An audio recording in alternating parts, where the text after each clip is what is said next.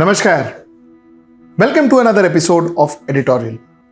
Okay, my editorial today is about two leaders, the Prime Minister of India who spoke today and the Congress MP Mr. Rahul Gandhi who spoke yesterday. I am going to talk about two speeches that happened in the Lok Sabha and what exactly did it communicate to the nation. That's my topic for the day. Let's get right into the show.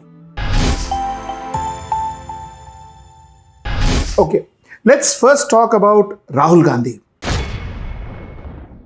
Rahul Gandhi, the senior Congress leader, Congress MP, Lok Sabha MP that is, and Rahul Gandhi who became very popular after his Bharat Jodo Yatra walk from Kanyakumari to Kashmir. Okay, now there are a few things that Rahul Gandhi said. We will first go through what he said, then I will put in my point of view. Then we will go through what Prime Minister Narendra Modi said and I will put my point of view. Then we will spend 2 minutes to conclude the entire editorial. So that's the way we'll go about it. And let's start with Rahul Gandhi. Now, Rahul Gandhi made a couple of statements. See, it is very unfortunate that both these leaders spend more time in pulling each other down or each other's party down. It was not a constructive speech. Both did not give a constructive speech. India never benefited from whatever they said because they were only pulling each other down and showing how small, condescending each other. That was all that these two gentlemen were doing. So it is indeed sad. With that, let me start with what Rahul Gandhi said. During his speech, Rahul Gandhi questioned how Adani's net worth increased from 8 billion to 140 billion between 2014 and 2022. Valid question. How did it be? Now, there are two things to it. The point is, if an Indian wealth creator's wealth doubles or triples between 2014 to 2022, Indians should be proud of it, technically speaking. We should be proud of it, saying that, oh, an Indian's wealth has increased so many folds. But the fact is, that is when you have a few wealth creators whose net worth has increased. But when you see that there is only one or two wealth creators whose net worth has increased from 2014 to 2022, then that doesn't make it a very good news, does it? Second point he made was, how many times have you traveled together in foreign trips? He was asking Narendra Modi as to how many times have you traveled with Adani to foreign trips. Now, what really happens? See, of all the points that he made, I'm just taking a few points and points that makes some difference to the nation.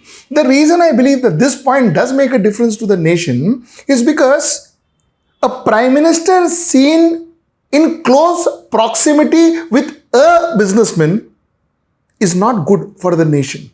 A Prime Minister close to the businessman of the nation is very good because that's what a Prime Minister should be doing. A Prime Minister should be promoting wealth creators. A Prime Minister should be backing wealth creators, supporting wealth creators. Very good. But wealth creators, not a wealth creator. So Rahul Gandhi asked him that how many times have he traveled abroad with Adani. So that was possibly the reason or the gist of the question as to, why are you seen so close to just one particular business house and businessman. Okay. Like Rahul Gandhi said, one person, the Prime Minister focusing on one person or Prime Minister seen as favoring one businessman is not right. All that is correct. But let us be very clear, it is not just the Bharatiya Janata Party that was into crony capitalism. The Congress was equally into crony capitalism. The Congress too had their own favorites. So let that not be forgotten. And he also spoke about Mumbai airport that has been hijacked from GVK using agencies like CBI, ED and was given to Adani by the government of India. So he says, the way you took over Mumbai airport from GVK is by using ED, IT and ED, CBI, etc. and forcing GVK to give it to Adani. Now, GVK denied that. GVK says, ऐसा कुछ force नहीं हुआ है. But Rahul Gandhi says, no, this has happened. So that's Rahul Gandhi's point of view. And apart from this, Rahul also slammed the government over Agnipath scheme, claiming it is imposed on the army by the Rashtriya Swayamsevak Sangh and the Ministry of Home Affairs. He said that on Agniveers, senior officers told us that it seems that the idea came from the RSS and was thrust on the army. They said, we are training thousands in weapons and then soon after they will become civilians amid high unemployment. The officers told me that Ajit Doval is the man behind the idea. These are the few questions that Rahul Gandhi raised, which I thought had some relevance, to whatever extent, to the nation. Rest, what he said, like I told you, was pulling the Prime Minister down and the BJP government down and so on and so forth, which has no relevance to the nation. So this is Rahul Gandhi. Now let's get into the Prime Minister's speech. Unfortunately, my next part, that is the Prime Minister's speech, also is the same. Nothing much relevant to the nation. He spoke about some of his achievements and he spoke about the failures of UPA government. This was the Prime Minister of India's speech. Now, let's get into some of the things he said. The country, he said, is extremely confident with the way it has moved forward amid a divided world and an unstable global environment. The zeal of 140 crore Indians is stronger than any challenge. Yet, some people are upset about all of this.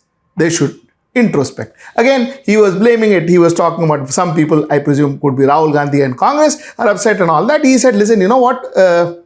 We stood strong amongst a lot of global challenges. To a certain extent, what he said, I agree. We stood strong amongst a lot of global challenges. We, whatever, came through almost successfully out of COVID. We handled the global situations in the Ukraine and Russian war and so on and so forth. So we have fairly stood our grounds amongst a lot of a lot of global instability. That to an extent, I agree to him on this. He said reforms are happening not out of compulsions, they are happening out of conviction. Reforms are not happening out of compulsions, they are happening out of convictions. Looks to be a fantastic advertising line. Honestly, I could never understand this concept of compulsive reforms and reforms with conviction. I could never understand this concept. You see, reforms exactly means what? Reforms means doing something better. And when do you do something better? You do something better is when something is not as good as what you want it to be. When there is a situation where something that is not good, that the way you want it, that situation itself means that it is compulsion.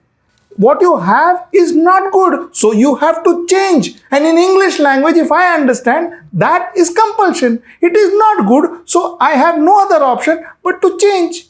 Now, he spoke about India's digital infrastructure has made some rapid strides.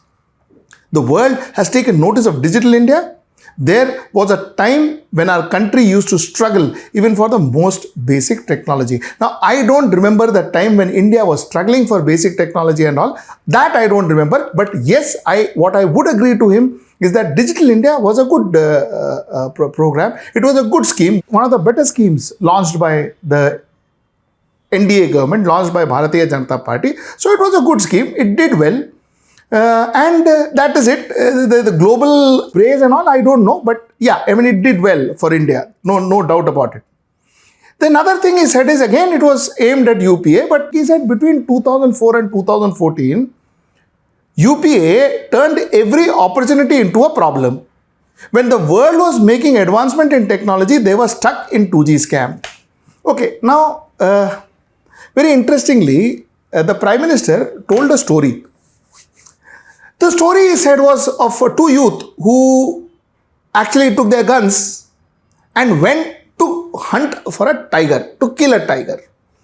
Tiger in this sense would be unemployment, would be poverty. So that is what he meant. So two youth went to kill a tiger, to hunt down a tiger. And They said, listen, anyway, we are going to kill the tiger. So let us, stroll around, let us kind of do some exercise and be fit. And then, we will go and then kill the tiger. So they kept the guns and they started walking. And when they were walking, the tiger came. When the tiger came, the guns were in the car. So that when the tiger came, they removed the license and they told the tiger, listen, you know what? I have the license. I have a gun also. See the license? Don't fight with me. I'll kill you. I will shoot you with my gun. This is what the story was. What he meant by that is, while UPA passed a lot of acts, it was not effective. It was like the license. They showed the act, but there was no execution of the act. Okay. Okay. But you know what? There is another story also. There is another story. There were two friends who went to hunt the tiger. Now these two friends said, hey, gun one nahi. I don't want gun, Baba. I have got 56 inches chest. I gun one and all who uses. I will go throttle the tiger. They went. Achha, when they went, the tiger came. Achha, when they actually saw the tiger, the two people, they almost... whatever, they started sweating. So they looked at the tiger and scooted from the place. When they scooted from the place, they went to the nearby village. So people came and asked them, "Arey, wo tiger ko mara? The tiger was killed." The leader of them, one of the two men said, "Of course, tiger mara. What do you mean? The tiger was coming in front of us. The tiger saw us and then he saw my 56 inches. The tiger saw us and the tiger ran away, and before running away, he told us, Baba, we are leaving this city, we are leaving this village, we are leaving this country, we are migrating because we are 56 inches. Just was too scary." This also is a story that I heard. Anyway, so the point that I am trying to make is, this tiger story was to say that, UPA was ineffective and NDA is very effective. So that was what the story meant. Well, I will leave that to your judgment as to who was effective and who was not, and to whatever extent. In my mind, the tiger still is there. Tiger, that is the unemployment, the poverty, was there during UPA time, and the same tiger who has now grown in size is still there in that particular forest. No hunter has ever gone and either killed it nor could control it. So this is my opinion. You decide what your opinion is. Now let us go to the next point he made. The next point he made was, between 2004 and 2014, it was a decade of scams in the history of independence. Maximum number of scams in the history of independence. I completely agree. Because between 2004 to 2014, you saw effective and responsible media. Media that had the guts to question the government, pick up scams, talk about the scams, make the scams public, take it to the people. There was media. There was media where you had the Prime Minister who was sitting there in the press conference, and the media had the guts to ask him the questions and he had the guts to answer the question. There was an investigative agencies, though most of them were still the same, nothing different. Even there, a lot of them were stooge. When they were asked to bend, they crawled. Even now, the scene is similar, but still there were investigations, and there were cases where even people in power were put behind bars. And the bars were not just meant, when I say bar, I mean jail, not the other bar, but the bars were not meant only for the opposition. You had even the ruling people, ruling party members, allies in the jail during that time. So punishment was more or less just. That also is there. While what he says is right, but this also needs to be added. And a few other things. He said that the voice of India was weakened so much that the world didn't even bother to hear our voice during 2004 to 2014. I don't know whether this is entirely true. I will agree to one thing for sure. Narendra Modi has made India quite popular.